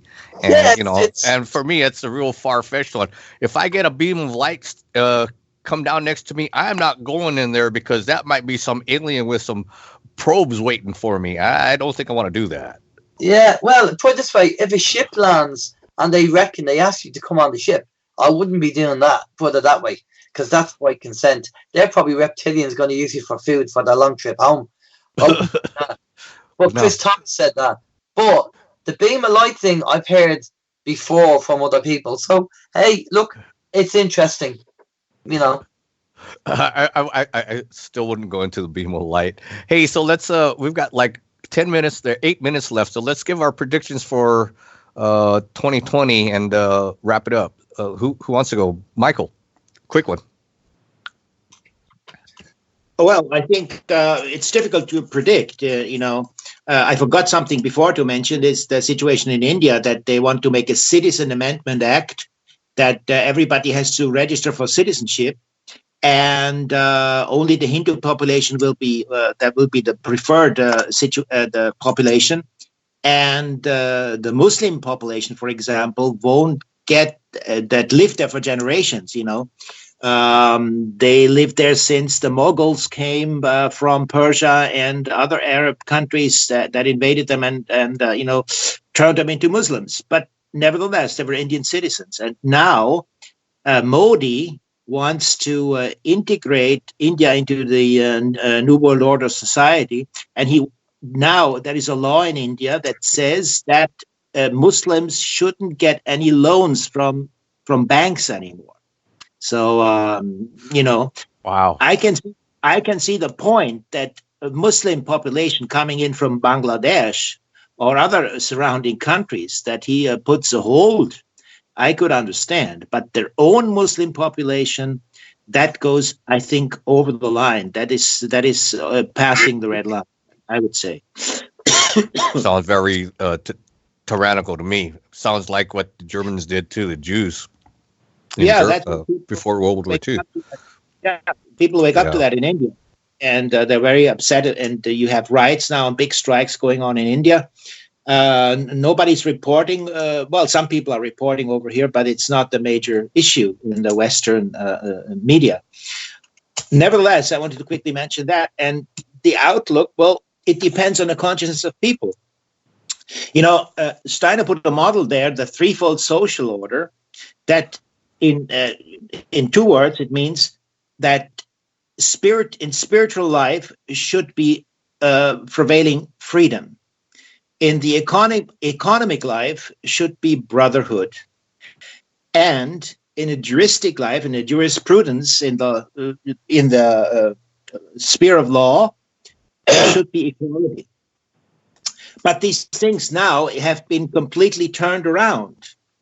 Now we have in the juristic sphere of law, where it should be an equality, we have a sort of inverted brotherhood that inverted to nepotism.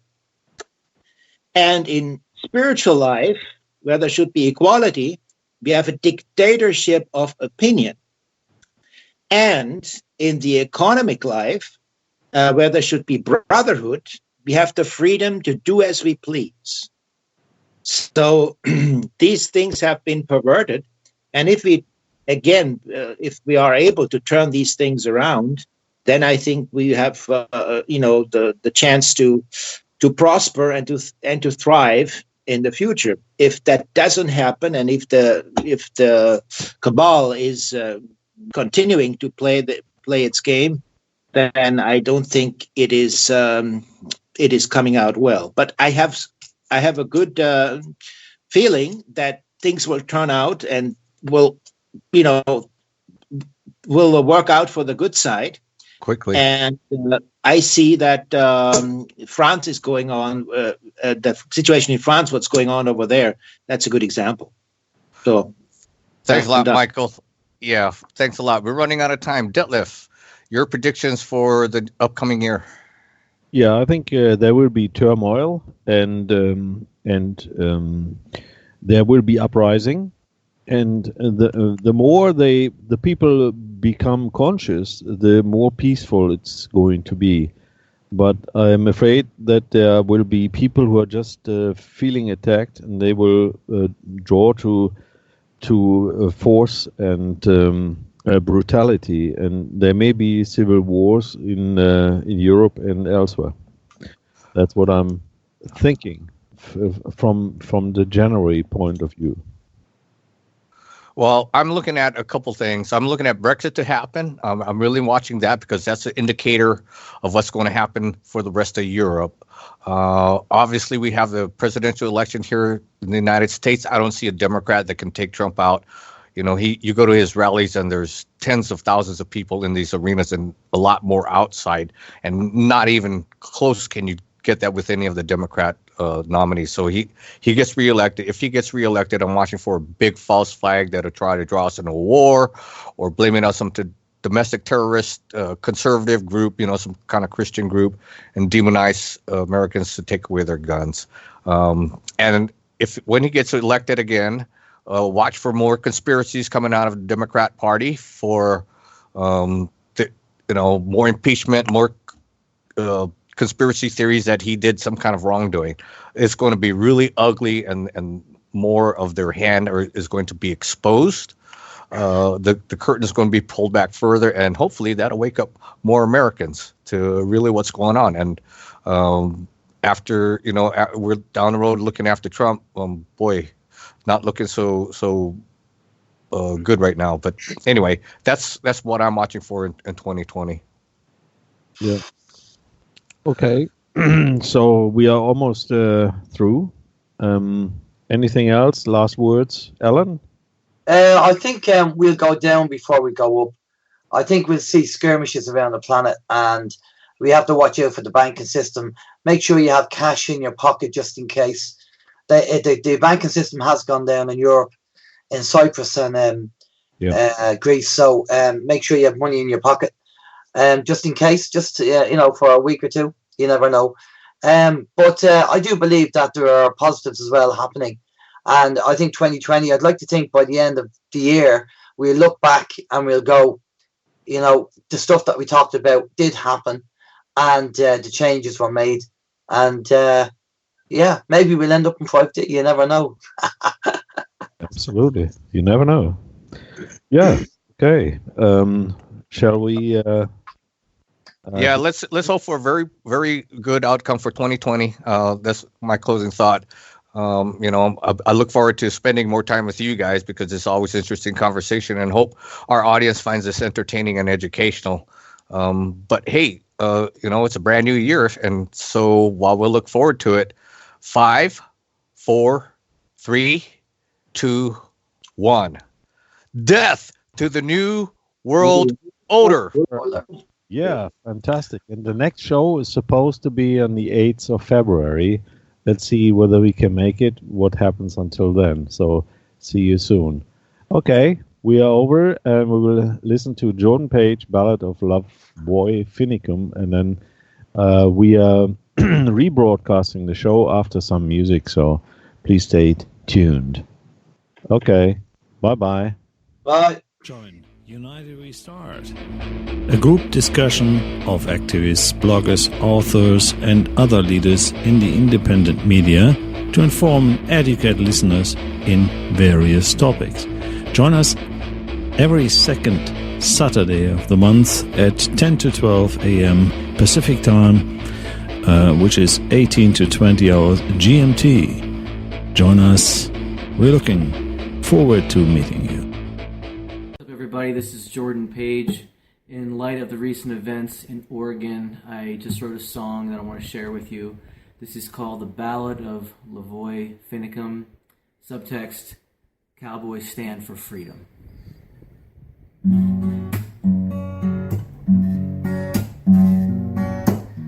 He was a man who loved to walk the land, turn his cheek but also take a stand. When his conviction called, he followed what he felt was right.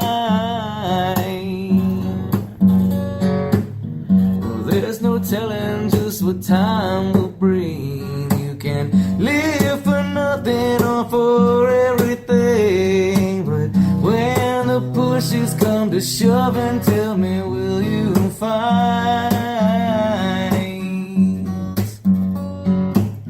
I'm only talking about a cowboy stand for freedom. I'm just talking about a name carved in a stone,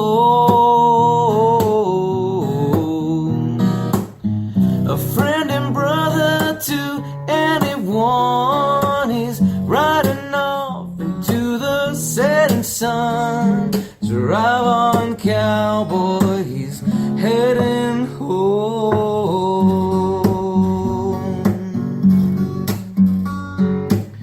Well, there's almost right and then there's nearly wrong, as you live your life from sunrise to dawn, and then it's over and the moment's gone.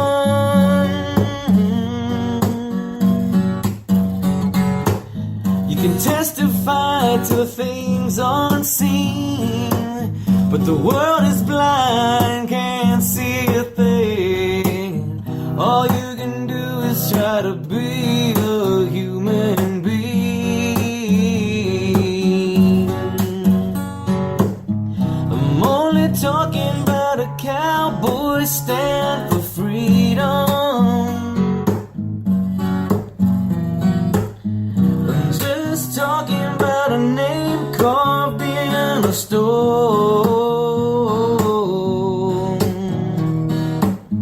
a friend and brother to anyone. He's riding off into the setting sun. Drive on, cowboy, he's heading home.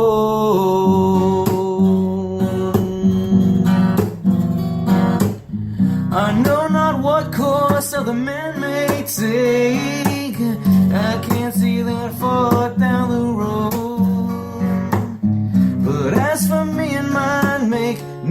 mistake. The weight of justice is a heavy load, and I'm living by code.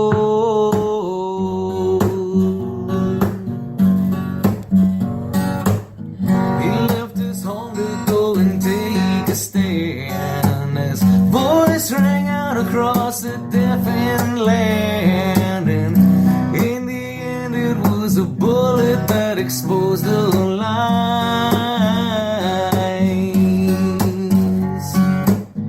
A truth remembered is a battle won, though his murder cannot be undone. It rings out like an echo, thundering across the night.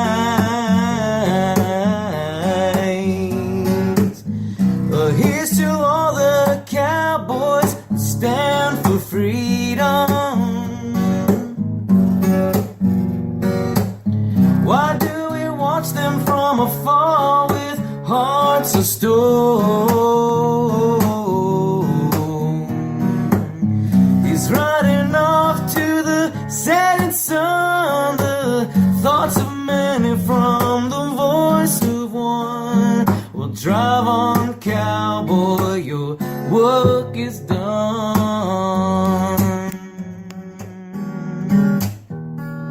Well, Godspeed, cowboy, we'll carry on.